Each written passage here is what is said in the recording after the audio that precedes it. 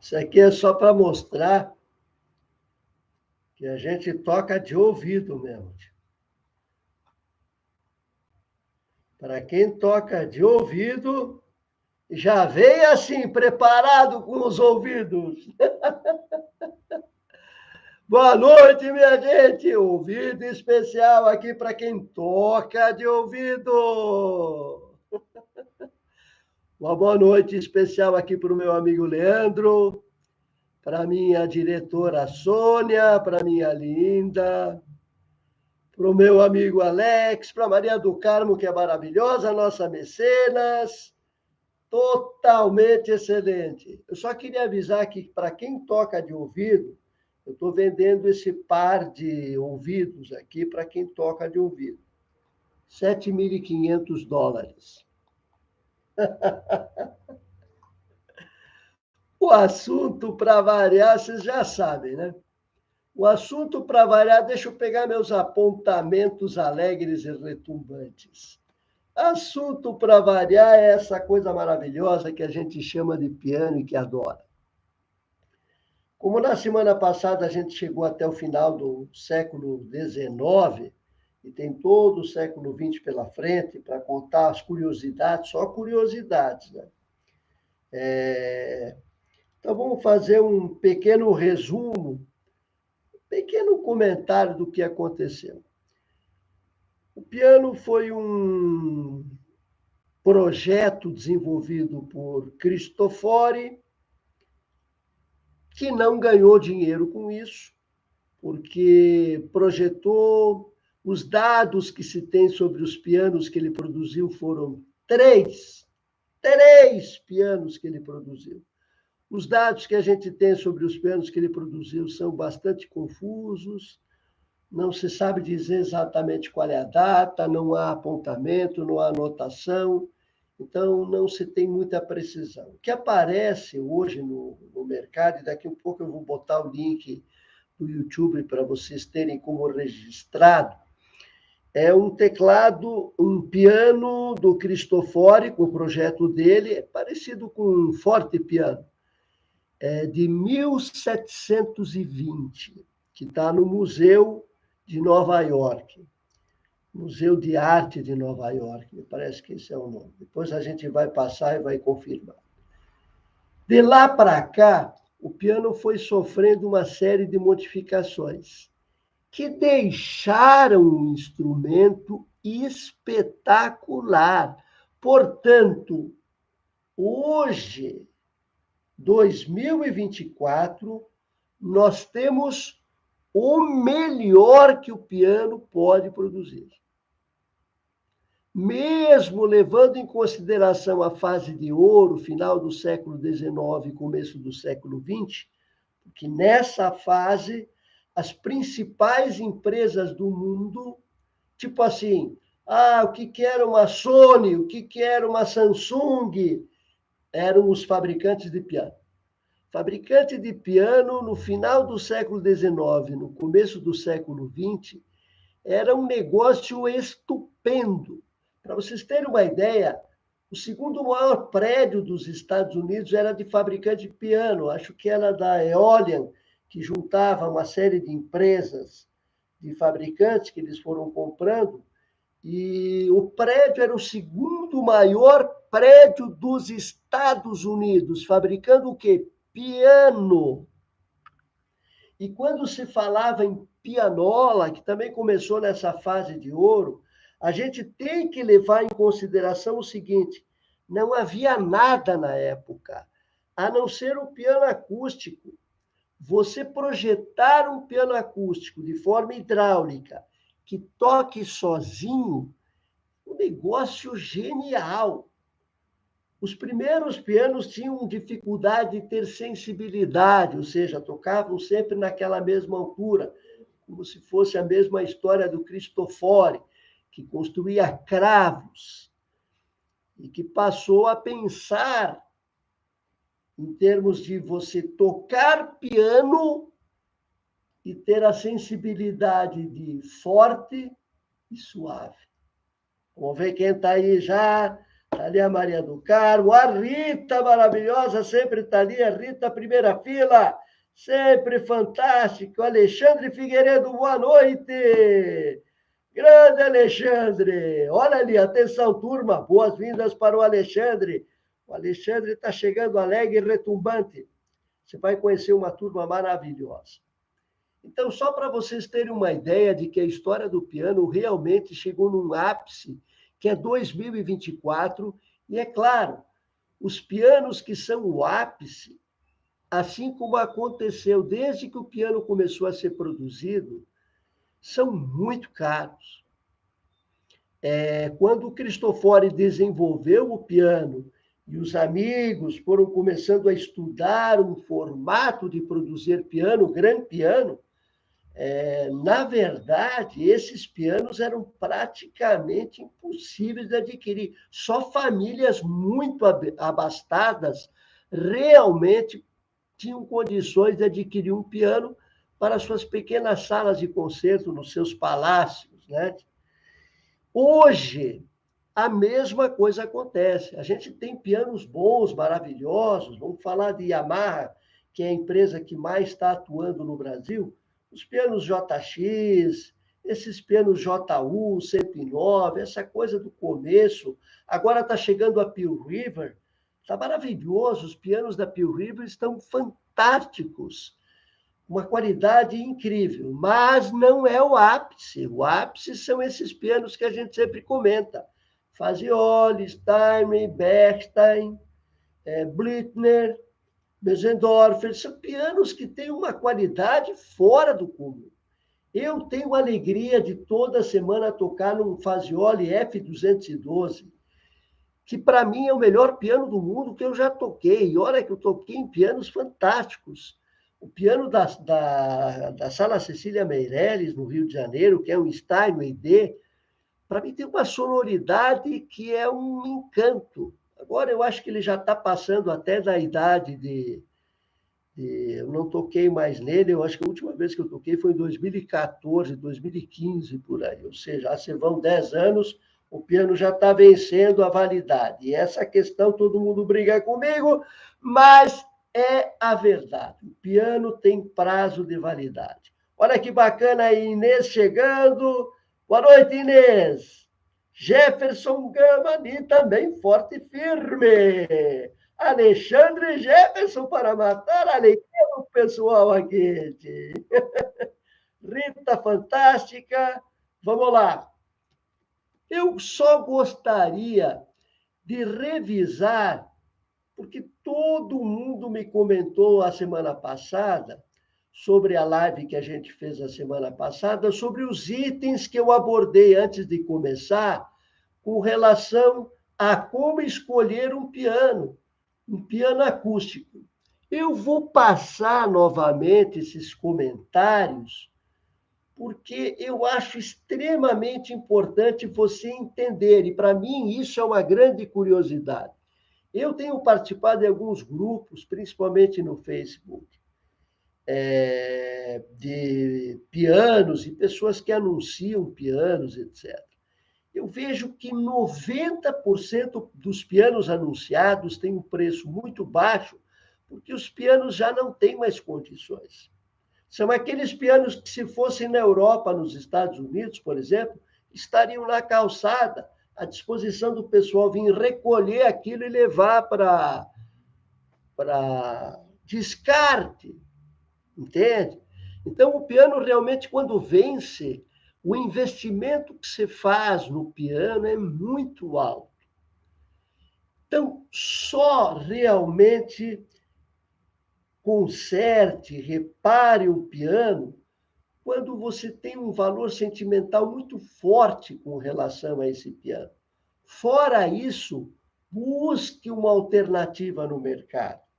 Sempre tem alternativas incríveis. Hoje, por exemplo, eu estou ofertando um piano August Foster, que é um piano feito na Tchecoslováquia, espetacular, embora August Foster é de alemã.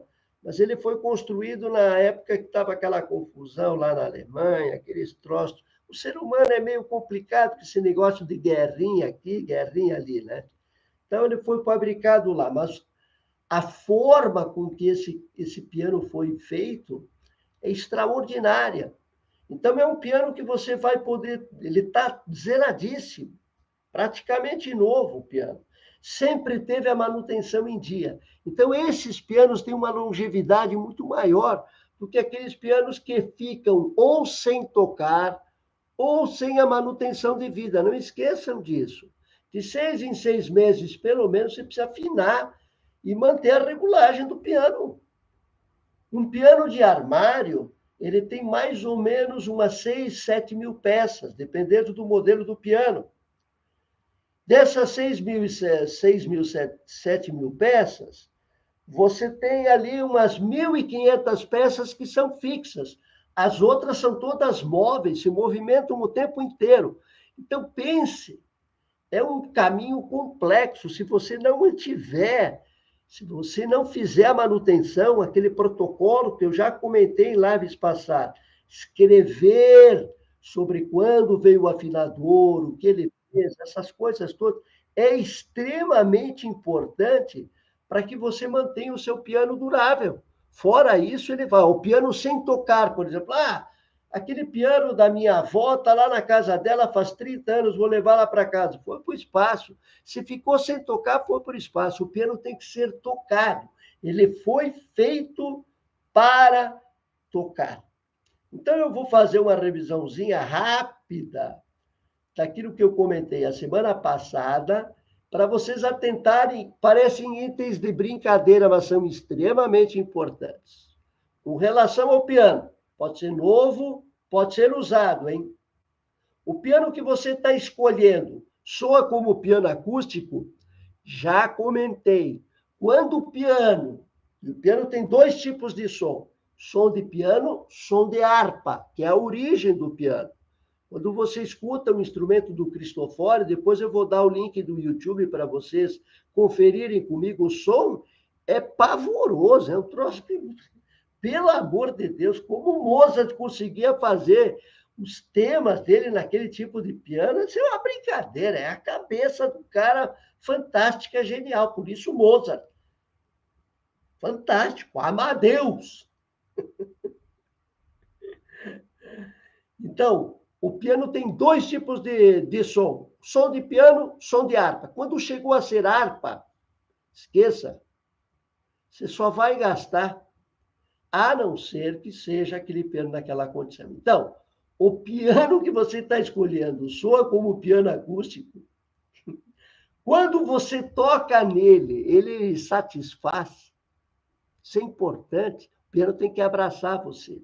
Ele vai reproduzir.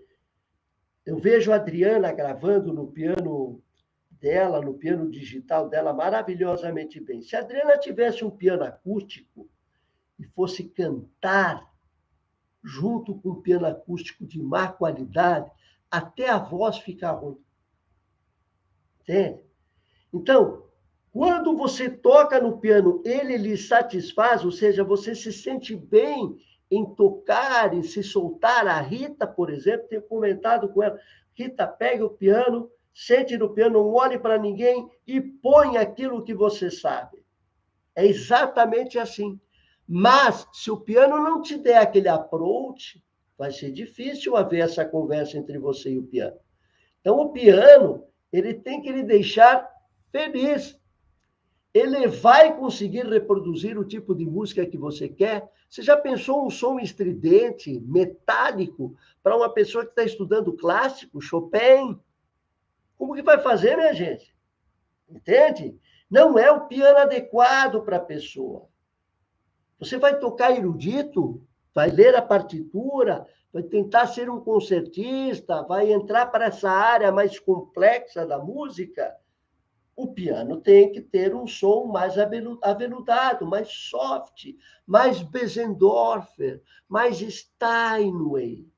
Ele não pode ser aquele som metálico aberto de quem vai tocar, por exemplo, um Scott Joplin. Entende? Então, esse é o tipo de perfil que você tem que pensar na hora de procurar um piano. E eu já vou deixando aqui também,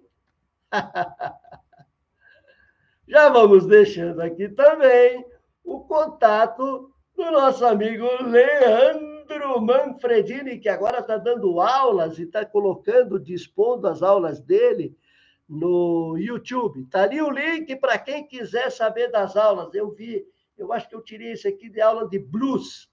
Fantástico o trabalho que o Leandro está fazendo, vale a pena incentivar. Esse pessoal é fantástico, né? E o Leandro é o nosso mestre, totalmente excelente, né? Vamos lá para a quarta pergunta. Qual é o nível de habilidade e quais recursos lhe beneficiarão na escolha do piano? Tem pianos que têm menos teclas. A pessoa que compra pianos antigos tem menos teclas que o normal. Será que aquilo vai lhe ajudar? Ou é aquele piano que é tão antigo, por exemplo, que o peso das teclas você não consegue nem. Você precisa fazer uma ginástica antes para começar a tocar o piano. Isso é complicado, hein, minha gente? Para que propósito você vai usar o piano? Para que propósito? Você só vai usar o piano para um hobby, para se divertir, para essas coisas mais tranquilas, assim, ou você quer realmente chegar num nível de habilidade musical, de habilidade, de destreza fantástico? Se for assim, você precisa de um bom piano. Você não pode optar por um piano de aqueles pianos que estão sendo oferecidos por aí com valores fora do normal. E que é a grande maioria dos pianos uma pena, porque esse pessoal acaba prejudicando quem vai comprar o piano, que a pessoa vai receber o piano em casa achando que fez um baita negócio, de repente vem o afinador e diz, está faltando isso e aquilo, o cara gasta 10 mil reais para fazer uma restauração no piano. Perda de tempo. Olha, atenção, minha gente, aqui, ó. Eu não posso deixar de comentar agora no Natal esta maravilha que é o Empório Musical da minha amiga Adélia, do meu amigo Antônio. Você que gosta dessas coisas de botão, lenço, caneca, no Natal, quer dar de presente para as pessoas que você gosta, coisas ligadas à música, tá ali, ó, passei para vocês, Empório Musical Adélia. É só mandar um zap para ela, ela manda um PDF lá, lindo, cheio de coisas maravilhosas, brinco, broche, bottom, tudo aquilo que a gente, né? Não você, a gente adora em música. Outra pergunta muito importante, voltando para o nosso tema: quanto você quer gastar no piano? E converse com pessoas que têm conhecimento para saber se esse valor dá para você comprar o piano ou é melhor você partir para um piano digital. Nós já fizemos aquela velha live que está ali atrás, esperando para ser assistida por muitas pessoas, que é a comparação, o que você precisa saber entre o piano digital e o piano acústico. Muitas vezes a solução é gastar bem menos e ter um belo piano digital. O modelo que você está escolhendo de piano tem sensibilidade confiável? Vou dar um exemplo para vocês, de grandes nomes. Lang Lang. O rapaz tocou umas peças de Chopin que agora só Yu Javan, que também é chinesa, está conseguindo chegar perto. Mas o que aconteceu? O excesso de atividade em pianos com teclas mais pesadas prejudicou a articulação dele. Ele ficou um bom tempo sem poder tocar piano. Então, esse é um problema sério.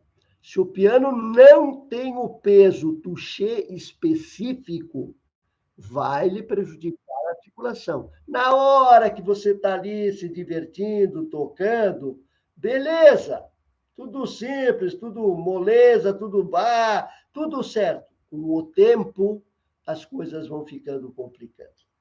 complicadas. Então, preste atenção nessa questão. O touché do piano tem que ser agradável. Ele não pode ser uma academia de ginástica, não.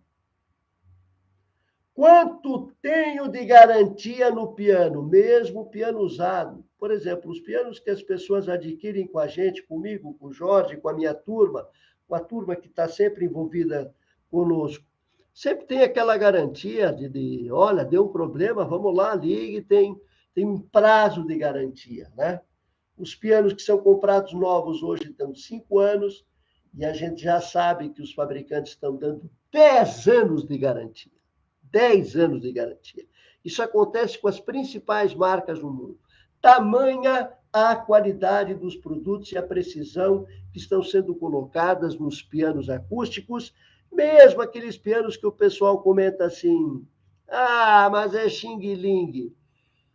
A China está dando lição ao mundo de como construir pontes, estruturar cidades, facilitar o transporte público, fabricar piano. Só fala xing-ling quem não foi para a China.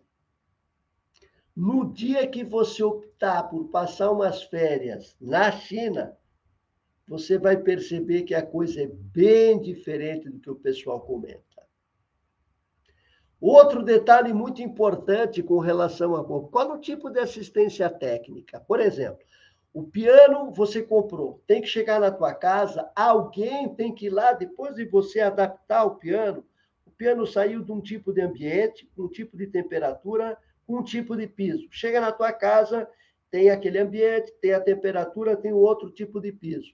Espera lá umas 2 semanas, e aí vem um afinador gratuitamente, como parte da assistência técnica, como parte, digamos assim, de uma certa garantia, para que você tenha o piano afinado e regulado quando começar a tocar. Então, isto é importante com relação a comprar um piano e ter a segurança de que você está fazendo um bom negócio.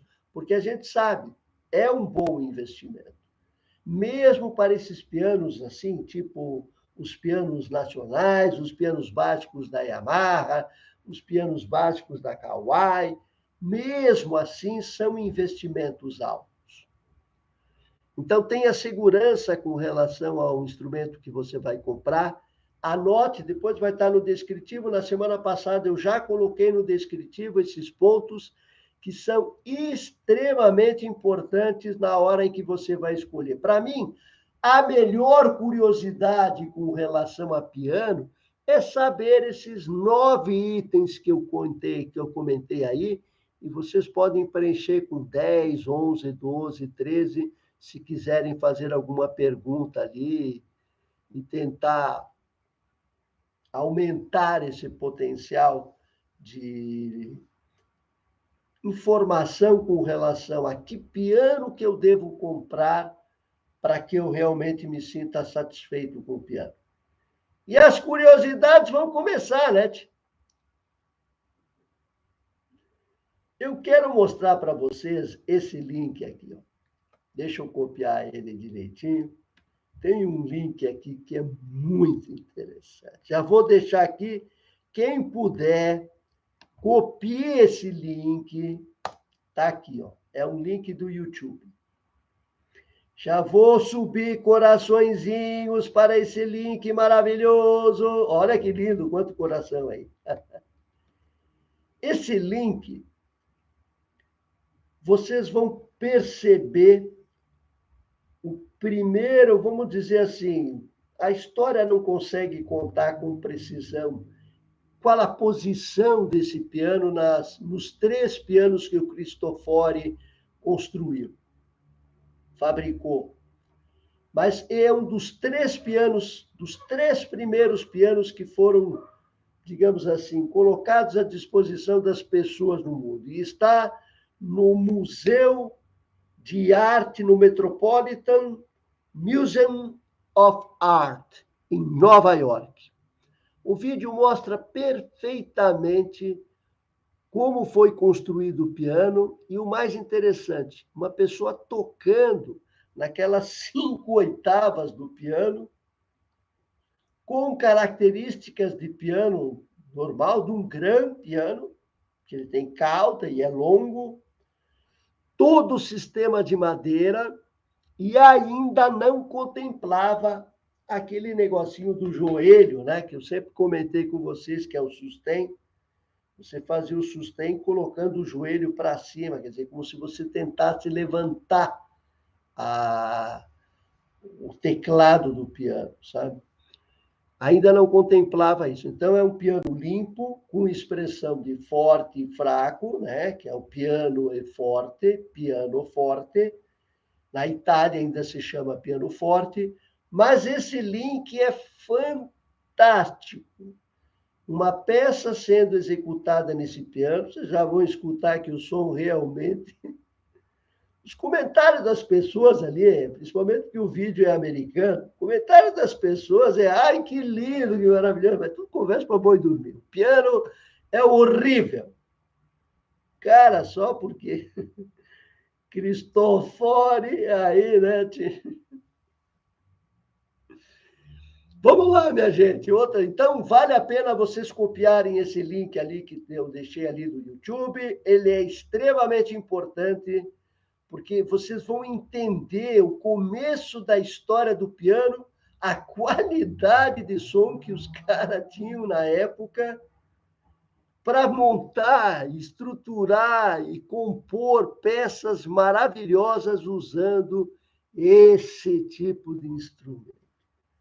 Aqui, ó, parece eu, ó, tocando aqui. É um troço pavoroso. Mas confiram porque vale a pena, é histórico, é didático, a pessoa está executando uma obra, eu não me lembro bem de quem, Scarlatti, qualquer coisa assim, então vale a pena dar uma olhadinha. Olha só, Thales Catão, estamos chegando, Thales, seja bem-vindo. Maravilha, se tiverem pergunta, por favor, podem fazer. Nas curiosidades que mais me chamam a atenção e que mais me ajudam a falar sobre essa questão do piano antigo, que depois morre e vai embora, é o seguinte: o sistema de piano popular, no século XIX, no começo do século XX já estava morrendo, mas no final do século XVIII, o século XIX inteiro era o square piano. O square piano parecia uma penteadeira. Era um tecladinho de 5/8 com as cordas cruzadas em cima, né? Cruzando estava na horizontal, mas cruzando aqui o piano, ele não era de frente, era um piano pequenininho, como se fosse uma penteadeira realmente. E era o show, porque era o piano que era acessível às famílias, todo mundo podia comprar. Então, os square pianos foram se transformando no grande teclado da época. Era o PSR SX 600. Era aquela festa. Todo mundo queria comprar um teclado, um square piano. 5/8, hein, minha gente? Com aquele sistema de frame de madeira. Você tinha que também aprender a afinar o piano, porque tocava 3 peças, desafinava, você tinha que voltar. Essas coisas. Em 1904, o pessoal decidiu que iam acabar com o comércio de square piano. As principais fábricas, então, estavam nos Estados Unidos. Já não era a Europa que tinha aquele grande potencial de consumo de piano. Os Estados Unidos tinham grande potencial de negócio. Então, os grandes fabricantes estavam lá. Por isso que a Steinway saiu de Hamburgo e foi para os Estados Unidos. E manteve uma fábrica lá, que é uma fábrica de excelência, né? A fábrica de Hamburgo da Steinway. A nota 6, que é dado por Steinway, não esqueçam, é o Steinway de Hamburgo. porque o Stein de Nova York, a nota é 5. Então, ele é o piano máximo, mas não é aquele super piano daquelas marcas que eu já comentei para vocês, que são pianos excepcionais, fora do comum, e que recebem nota 6, acima do máximo. Tá? Os fabricantes americanos, em Atlantic City, resolveram pegar todos esses square pianos, praça ali meio que centralizada, juntaram todos aqueles square piano numa montanha e meteram fogo.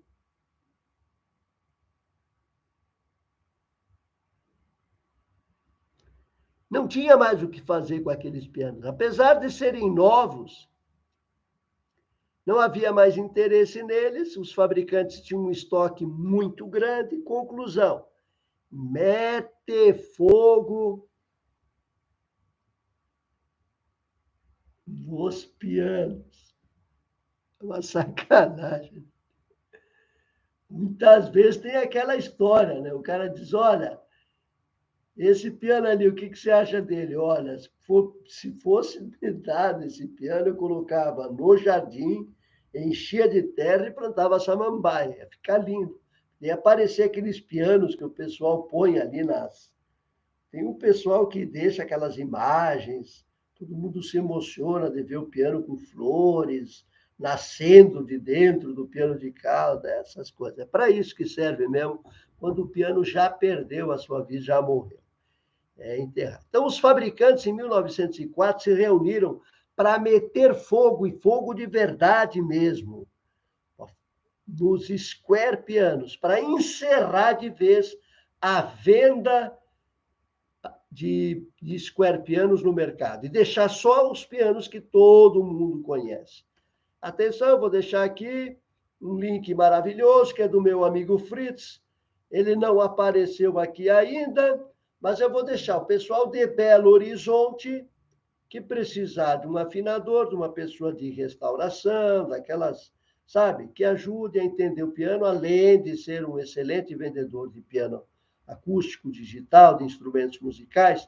Está ali meu amigo Fritz. Já percebi que meu amigo João já está na mão. Está aqui o Fritz, olha! Está aí o Fritz! Está aí o meu amigo João, também há pouco eu acabei conversando com o João, fantástico. João, daqui um pouquinho já vou colocar teu link ali também. Já vai aparecer na ordem ali, não tem erro, não. Todo mundo vai entrar na festa. Eu quero saber se tem alguma pergunta. Essa do fogo é interessante, porque para mim é uma das curiosidades mais extraordinárias com relação ao piano. Os fabricantes juntaram todos aqueles square piano novos e meteram fogo.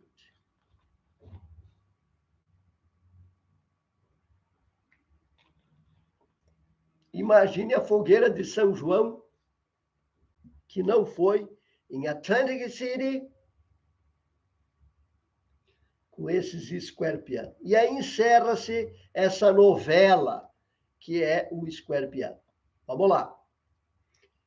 A minha amiga Sônia, diretora de edição, tem. Deixa eu ver se eu localizo aqui os dados do meu amigo João. Já vou adiantar, porque eu vou começar um assunto. Eu vou começar um assunto agora que vai dar margem para muita pergunta, tenho certeza.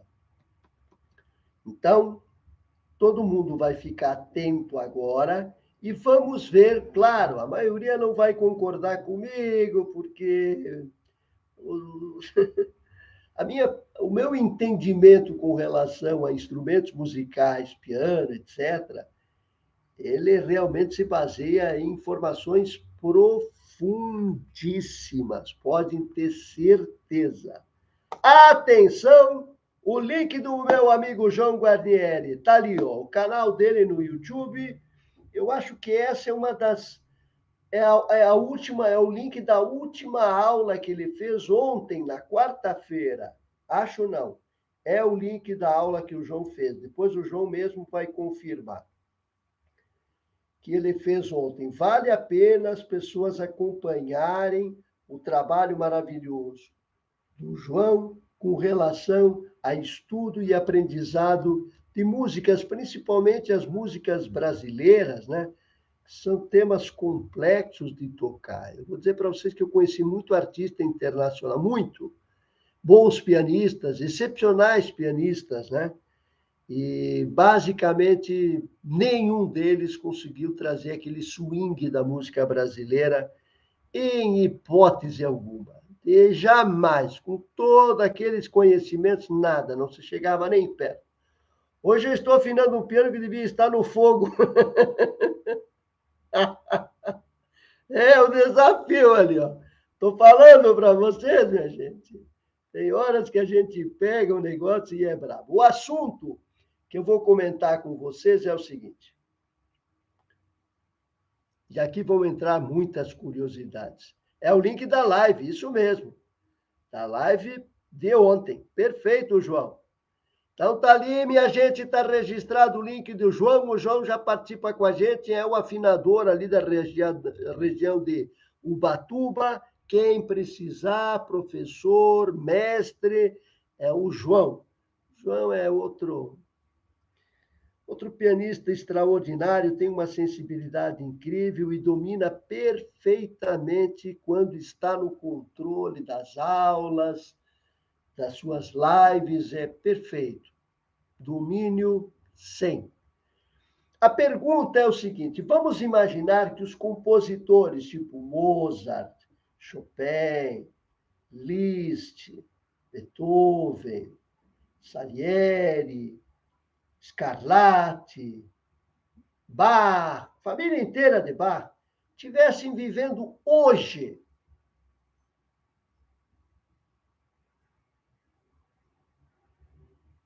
tivessem acesso a toda essa tecnologia, o que vocês acham que esse pessoal faria? Adriana, bem-vinda, Adriana. Fantástico! A Adriana está ali. A Adriana foi exatamente o que eu comentei, hein? A Adriana é a nossa cantora mor. Se ela está usando um piano acústico de má qualidade para cantar, isso realmente prejudica a interpretação. Por isso, sempre pense, quando você tiver em mente o piano acústico, esse piano vai me deixar feliz, vai revelar música, a música que eu gosto. Ali a Adriana como prova. Pedro chegando, boa noite. Totalmente excelente. Seja muito bem-vindo, Pedro. Se tiver alguma dúvida, é só você comentar. O que vocês acham que aconteceria se os compositores da época, do século XVIII, XIX, vivessem hoje, estivessem aqui em 2024? Vocês acham que eles teriam essa sutileza de produzir essas sinfonias, essas peças maravilhosas? Rachmaninoff, que entrou no século XX com uma virtuosidade fora do comum, Liszt, fora do comum, virtuosidade impressionante. Vocês acreditam que esse pessoal ia produzir muito mais ou não iam produzir absolutamente nada? Iam passar como grandes intérpretes ou qualquer coisa nesse sentido. Tá a pergunta em aberto ali, minha gente. Eu vou comentando, então, comigo o meu ponto de vista e vocês vão pensando comigo.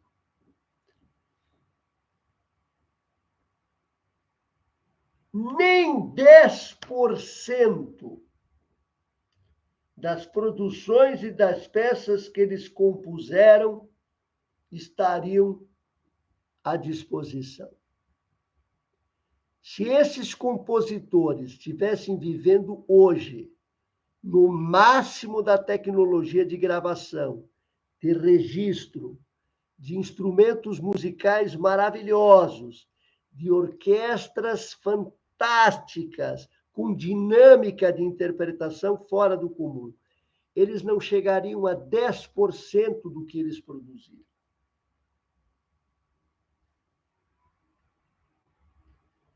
Sinfonia. Das sinfonias todas, somando todas, se conseguissem compor 5% delas, já é muito. Já seria muito. Ópera, então, esqueça. Ópera nem haveria.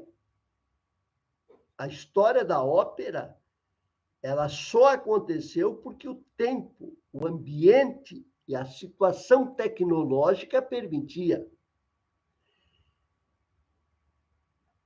A dedicação com a música na época era integral.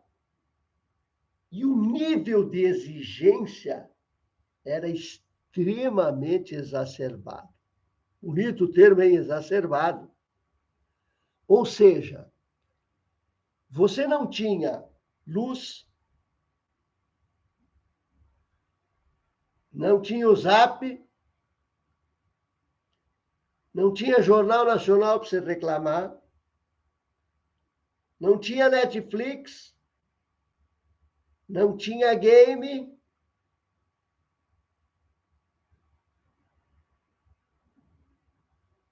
O que tinha naquela época? A sua cabeça, a sua ideia e o seu tempo integral para produzir. Agora vamos imaginar o seguinte: Mozart, quando começou a estudar piano, o grande incentivador do piano para Mozart foi Christian Bach, que era um dos filhos de Bach. Eu já comentei sobre ele. Morreu e foi enterrado como indigente, na mais completa pobreza. Mas esse foi o cidadão que incentivou Wolfgang Amadeus Mozart a tocar piano. Porque o instrumento dele, no começo da carreira, com seus 5 anos, pai dele, se imagina o carrasco que não foi o pai dele, né? Que fazia ele e a irmã dele tocarem em shows para tudo quanto era canto da região. Naquela época, imagina se deslocar de Paris, por exemplo, para Itália. Era uma coisa maluca, né? Então, imagina um roteiro, uma agenda feita naquela época, sem condições, basicamente, de comunicação, né? Tudo muito demorado. O primeiro instrumento do seu Mozart foi o violino, sem dúvida nenhuma, e era um virtuoso. E aí, depois entrou o piano. A dedicação para a música era integral. Não havia nada que atrapalhasse o conceito de criação. Os grandes compositores, eles transferiam para as partituras tudo o que eles pensavam, tudo. Qualquer ideia que estava passando na cabeça de Mozart enquanto ele caminhava, imediatamente ele tentava pegar um papel, alguma coisa, e rabiscava lá o seu jeito de escrever para não esquecer. Por quê? Não tinha iPod, não tinha gravador, não tinha iPad, não tinha nada. Não tinha celular, não tinha registro nenhum, não tinha cassete, não tinha nada. Se ele não escrevesse, 10 minutos depois, a ideia tinha morrido. Vamos ver o pessoal ali comentando. Atenção! Não acredito. A nossa amiga Sônia foi a que gerou essa pergunta. Tá ali, Sônia. A resposta é essa aí mesmo. Não sairia nada daquilo que saiu na época. Isso é de cara. Eles só tinham um instrumento, papel e caneta. Me admira como eles conseguiam escrever a orquestra toda no papel. Exatamente. O cérebro e o treino fazem coisas espetaculares com o ser humano. Então, na época não havia nada, absolutamente nada. A gente pense bem. Se você não tivesse o piano em casa, aonde você iria imaginar ou estudar ou pensar algum instrumento musical? Não tinha condições. Agora, como registrar o que você pensava em termos de música? Só escrevendo. E tendo uma habilidade fora do comum. A habilidade, por exemplo, de Beethoven. Beethoven muitas vezes saía para fazer algum passeio, alguma coisa, para buscar alguma inspiração ou ter alguma ideia, e levava sempre a notação, e era aí no meio do caminho. Ele já tinha solfejo, ouvido absoluto, já ia escrevendo as coisas ali sem tocar. Agora, se eles estivessem vivendo hoje, se pode ter certeza que nada disso entraria para o padrão de vida deles. Porque as facilidades que a gente tem hoje, que são facilidades maravilhosas e que poderiam transformar essa humanidade em uma humanidade feliz, não transformam a humanidade feliz, ela está cada vez mais depressiva e triste. Assim aconteceria com os grandes compositores. Se o compositor não escrevesse, não registrasse, 10 minutos depois da ideia que passou pela cabeça, foi para o espaço. Então, a habilidade que se desenvolvia nessa época, que não havia nenhum tipo de forma de registrar, a não ser o papel, o cérebro, a cabeça e registrar, ia para o espaço. As pessoas que acompanhavam tinham bastante intimidade com a música. Quem ia assistir uma orquestra tocando, uma ópera, por exemplo, lá de Viena, a principal casa de espetáculos ali dessa região, o Império Austro-Húngaro, que trouxe grandes compositores maravilhosos nessa região, né? As pessoas iam para a ópera lá de Viena para poder... Era Netflix.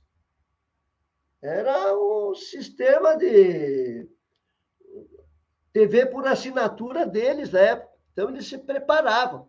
Eles entravam numa casa dessas de concertos e entravam preparados. As pessoas tinham conhecimento. E, o mais importante, tinham tempo para ficar 1 hora, 2 horas, 3 horas escutando uma sinfonia. Se você hoje colocar na Sala São Paulo uma sinfonia que vai durar 2 horas, 95% das pessoas que estão escutando, no meio da primeira buzinada lá para passar para o ato 23, picam a mula. Tem muita coisa para a gente fazer hoje. Não tem mais espaço para ficar. Então, os compositores, eles realmente jogavam essa quantidade de informação porque as pessoas tinham tempo, elas tinham espaço na vida delas para se dedicar. Hoje eu vou no concerto. Quando ia no concerto, quem vai tocar? Mozart. Pô, então já sabe o que ia acontecer. Já estava meio preparado. Tinha tempo. A pessoa sentava, era um acontecimento social. Entende? Então as pessoas tinham muita intimidade com a música, elas ouviam as sinfonias que duravam todo esse tempo maravilhoso para viajar musicalmente, porque era a única forma, não tinha radinho para chegar e escutar em casa. Não tinha o YouTube ali. Ou seja, todas as frases, toda a harmonia, todas as passagens, tudo era uma coisa que ligava as pessoas. Por isso, as exigências tão fortes no histórico das biografias dos grandes compositores. Muitos compositores, como Beethoven, sofreram muito nas apresentações, porque, primeiro, a orquestra não estava tão preparada para entender o que ele estava compondo. Segundo, o público era crítico demais. No dia seguinte, descia um sarrafo em cima de Beethoven, e era um sarrafo em cima do outro. Muitos desses grandes compositores passavam perrengues assim, violentos em função disso. Haydn, Wagner, uma coisa o que gritavam, o que criavam de situações complicadas, era muito difícil realmente. E hoje a gente tem acesso a tudo isso com extrema facilidade. Você chega, dá uma ligada aqui na TV, e aí ajusta o canal, vou assistir, vou escutar a nona, coral, só a parte do pararerire. Você entende? As coisas hoje são muito acessíveis, elas poderiam estar trazendo muita felicidade, mas não estão. Por isso, os compositores, se tivessem hoje, não entrariam nessa linha de composição como foi na época. O nível de exigência naquela época era fora do comum. Hoje, muito pouca gente que acompanha uma ópera tem ideia ou paciência para entender o que o compositor está dizendo, o que o compositor está falando na ópera. Quando você pega Carl Orff, por exemplo, você escuta aquela...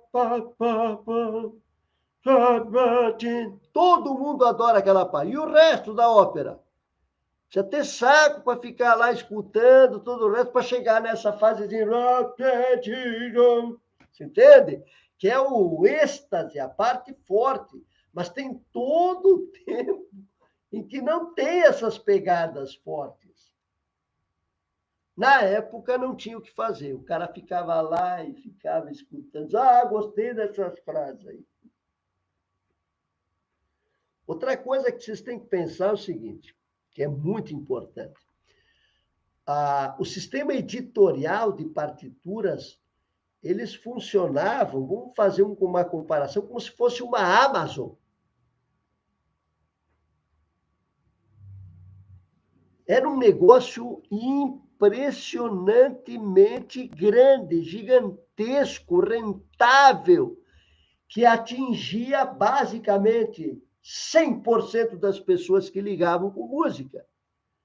Percebam que os álbuns, Anon, Czerny, esses álbuns famosos de quem estuda piano clássico, eles têm a mesma cara da editoria do século XVIII, do século XIX. Isso é uma brincadeira, meu gente. Por quê? Esta era a cara e o rendimento que a música gerava naquela época.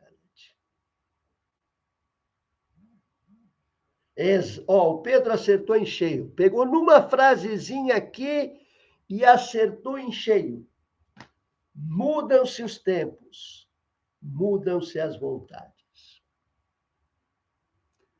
Os compositores da época, Beethoven principalmente, Mozart, os grandes compositores da época, só conseguiam compor com esta tamanha magnitude porque o ambiente, o tempo, a época era outra. Se eles vivessem agora, quem sabe nem seriam pessoas famosas. Vamos pensar assim, você não está acreditando no que eu estou falando, né? Hoje, cabe nessa palma da mão 5 grandes compositores de peças, todas ligadas ao cinema, porque se não fosse o cinema não teria nada, em que você pode chamar e dizer, olha, esses compositores são fantásticos, mas não são virtuosos. São fantásticos, mas não são virtuosos. Você pode pensar em Hans Zimmer, no Ennio Morricone, esse do Star Wars, por exemplo, como é que é o nome dele lá? Putz, tem uns caras fantásticos. Bom, 5. Você pode colocar na palma da mão. Compositores maravilhosos de trilha, principalmente trilha de cinema. Temas incidentais, trilhas maravilhosas. Na época dos editoriais, esse pessoal que eu comparei com a Amazon, só de compositores fora do comum, passava de 5 mil. Os que se destacavam, beleza, são aquela coisa, né, que a gente conhece. Mas haviam muitos compositores. A escola russa, que não veio para o nosso lado, revelou virtuosos de composição que são espetaculares.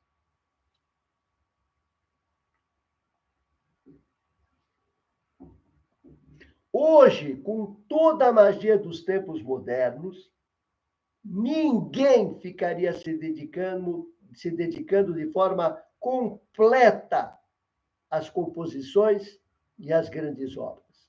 Esse negócio de dizer que o cara ia fazer uma sinfonia hoje não sairia.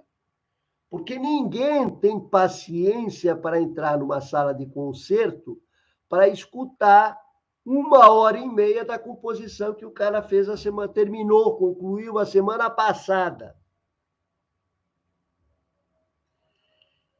Eu vejo nos concertos que eu participo aqui em São Paulo, em concertos em todos os lugares,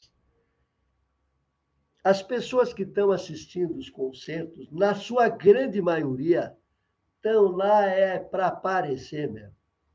É para dizer, olha, estou aqui escutando o pianista tal, e esse pianista é isso, aquele outro, não entende nada do que está acontecendo. Se o piano for trocado em cima da hora, eles não estão nem aí. Se o piano de Steinway para Baldwin passa para Baldwin, o cara nem vai perceber que mudou completamente a tessitura e a linha de sonoridade do piano. Entende? Então, isso o tempo moderno fez, exatamente o que falou meu amigo ali, ó, de cara, mudam-se os tempos, mudam-se as vontades. Hoje as coisas não aconteceriam. Hoje, aquilo que eu comentei, os grandes compositores, já estão me avisando, 5 minutos, é brincadeira, bem no assunto mais gostoso. Os nossos grandes compositores hoje, aquilo que eu comentei, cabem na palma da mão. Dá para, de repente, jogar um pouquinho mais, estender ali, dá 10.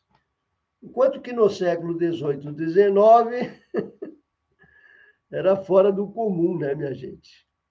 Sem luz, sem gravador, sem tecnologia, ou o compositor era bom, ou era completamente marginalizado. John Williams, tá ali, ó, John Williams, exatamente. Pô, como é que eu vou esquecer? Essas coisas de DNA, data de nascimento antiga. Perfeito, João. John Williams. Que, aliás, obras fantásticas, o Goldsmith, me parece que é o sobrenome dele também, trilhas de cinema. O que envolve o cinema hoje é o que é a graça de espetáculos, das grandes composições. E outras grandes composições também, que a gente não pode esquecer, dos virtuosos hoje, que não são do piano, mas são os virtuosos da guitarra, são essas bandas espetaculares de rock progressivo, rock pauleira. Meus amigos, você pode não gostar do estilo musical do rock pauleira lá, o cara, mas os improvisos que esses meninos fazem, essas bandas são fora do comum, hein? O rock progressivo trouxe uma característica da virtuosidade fora do comum. Emerson, Lake and Palmer, o Keith Emerson era um virtuose. Era uma coisa assim fora do comum. Então, esse pessoal também, nas suas composições, olha o que faz, as grandes composições do Rick Wakeman,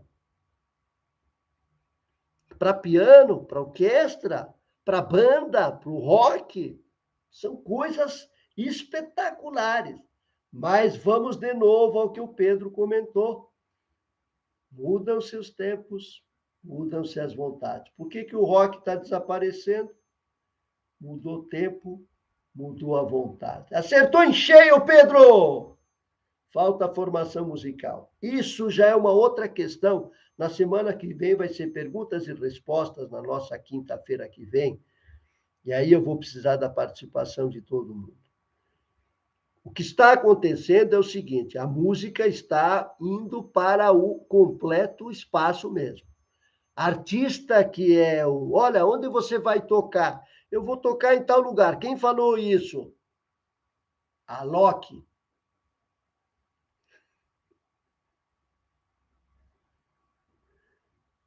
Mexendo os pauzinhos ali, está tendo mais resultado que o cara que está estudando anos aí, como o nosso amigo João, como o Leandro, como a Adriana, como todo mundo. E isso está fazendo com que a música esteja perdendo seu espaço. O sistema de ensino musical, e nós já comentamos isso, está completamente errado. Não se atualizou, não buscou as informações. Aquilo que eu falei sobre o editorial, o livro do Zerme é o mesmo livro, com a mesma capa, com a mesma introdução, do mesmo jeito, tudo sempre igual.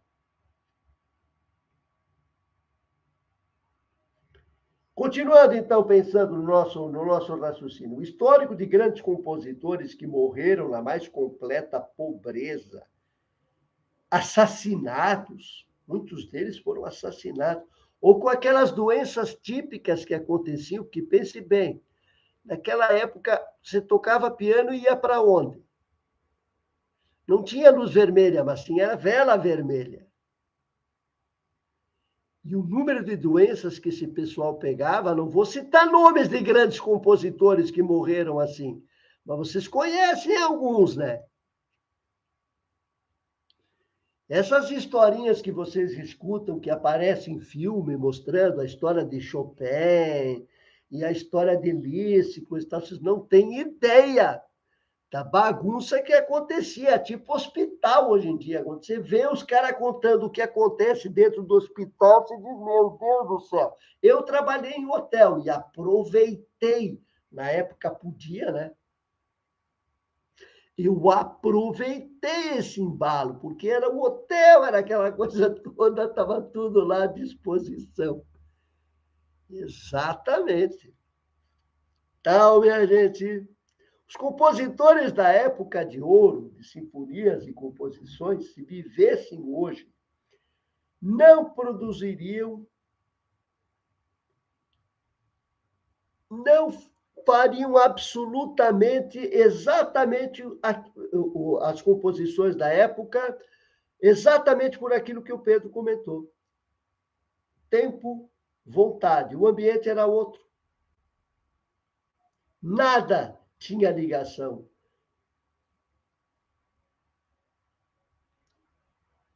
Com a realidade, digamos assim. Tem alguma pergunta ali, minha gente? Acho que todo mundo entendeu. Sônia, espero que você tenha entendido a questão, hein? Realmente, se os compositores da época tivessem vivendo hoje com toda esta maravilha que é a qualidade dos instrumentos de gravação, tudo, não fariam nada. Eles entrariam no hall de toda essa turma que está aí, fazendo o esquema de. É isso mesmo. Hoje Mozart seria um youtuber. É isso aí.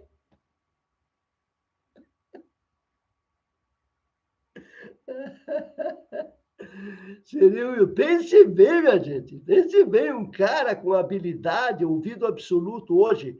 Grande parte, eu vou lamentar o que eu vou dizer para vocês, mas grande parte dos jovens, pequenos estudantes, maravilhosos, hein? Crianças que começaram de uma forma extraordinária. Eu não concordo com esse troço de pegar essa criançada e transformar em gênios.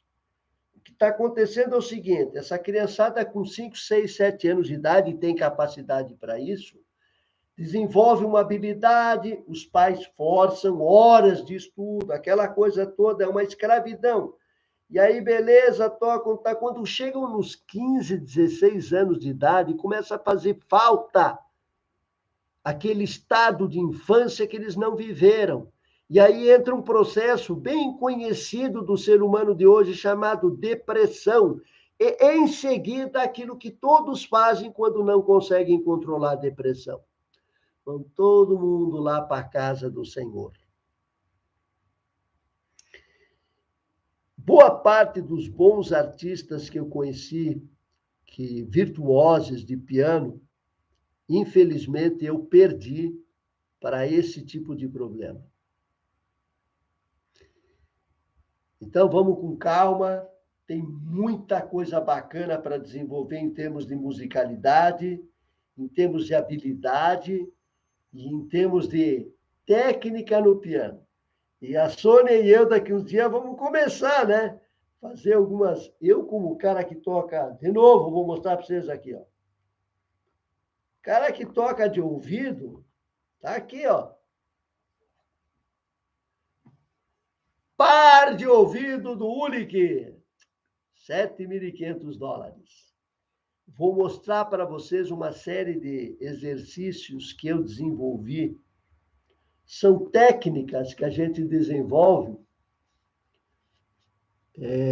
usando, digamos assim, a ergonomia do piano, a simples ergonomia do piano, para facilitar o acesso às mãos ao teclado.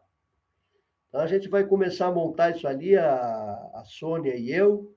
Já estamos, né? A live de hoje eu gostaria realmente que tivesse sido já lá na loja, mas falta equipamento, minha gente, para se gravar. Precisa de pelo menos umas 3 câmeras, uma coisa bem mais complexa. Então, vou ter que ficar fazendo as lives assim. O dia que der certo, a gente vai fazer com esses pianos incríveis que a gente tem à disposição, que eu adoro, né? São todos pianos maravilhosos, pianos acima de 1 milhão. E precisa de estrutura para que vocês tenham um resultado fantástico ali para vocês observarem. Vamos ver as perguntas finais ali para a gente encerrar. Maria do Carmo, grazie mille. Maria do Carmo é a nossa grande mecenas. Sônia, está respondido para você ali, Sônia.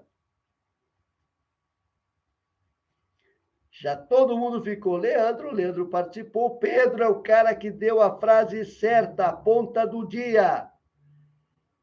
Eu quero só passar aqui para vocês, antes de encerrar, o link da Sônia. A Sônia Flor é a nossa grande diretora, né? E da minha especial amiga, extraordinária cantora, cada vez ela está desenvolvendo uma habilidade impressionante na relação voz e piano. Pode seguindo, hein, Adriana? Porque isso ali é fora do comum mesmo. Pode seguindo. E com piano digital, hoje, se você não tem acesso a comprar um bom piano para você que está cantando, fique no digital. Só compre um piano acústico, quando tiver condição de comprar um bom piano acústico. De preferência um piano novo. Tem muita sugestão maravilhosa hoje no mercado. E vocês podem perguntar para o Uli, que é claro, porque, pô, eu preciso trocar meu Jaguar. E tá difícil, hein, minha gente?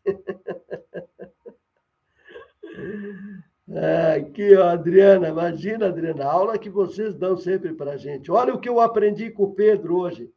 Obrigado, Pedro. Uma presença incrível na casa hoje. Fantástico na nossa live. Rita maravilhosa. É o nosso exemplo de persistência. Uma maravilha, né, Rita? Já sigo a Sônia. A Sônia é incrível. Então, vamos fazer a nossa contagem regressiva, minha gente. E esperar que na semana que vem, na quinta-feira que vem, serão perguntas e respostas sobre piano. Mas eu vou precisar que vocês escrevam as perguntas. Façam perguntas, participem fazendo perguntas. Sobre essa, eu vou encerrar as curiosidades, porque nós estamos agora na fase em que apareceu o primeiro piano elétrico, que é aquele Neil Bechstein. A Bechstein foi a primeira, digamos assim. O Alex tem bastante informação sobre instrumento eletroacústico. E nós vamos fazer uma live com ele, para mostrar para vocês como começou essa questão de sintetizadores e pianos elétricos. Mas a Bergster foi uma das grandes pioneiras que colocou o sistema de captação elétrico nas cordas para transformar o som do piano.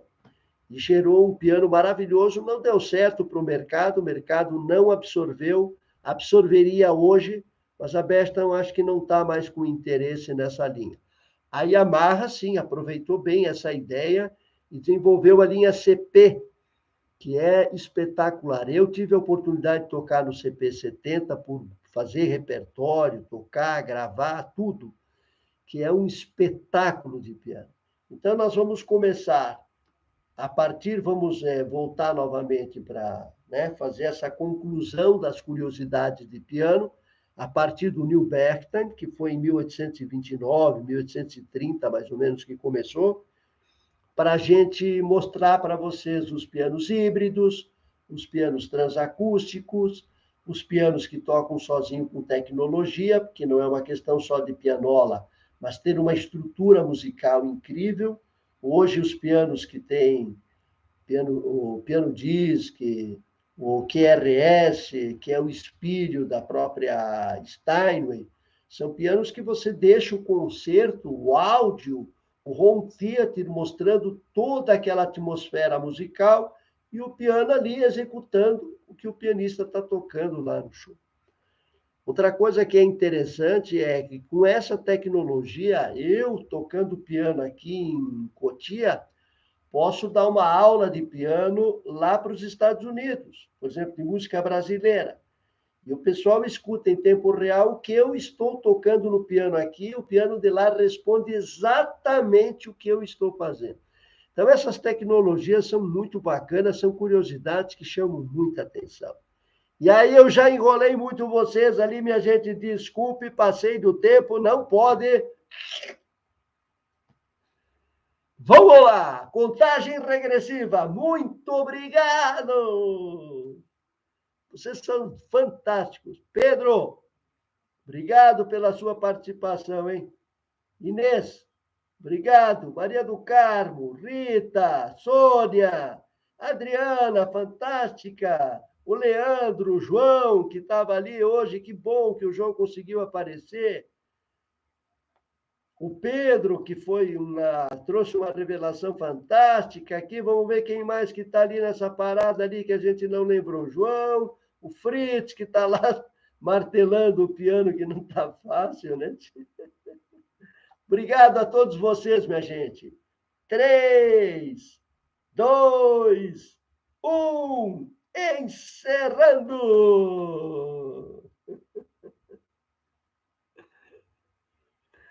Ai, ai, ai. Realmente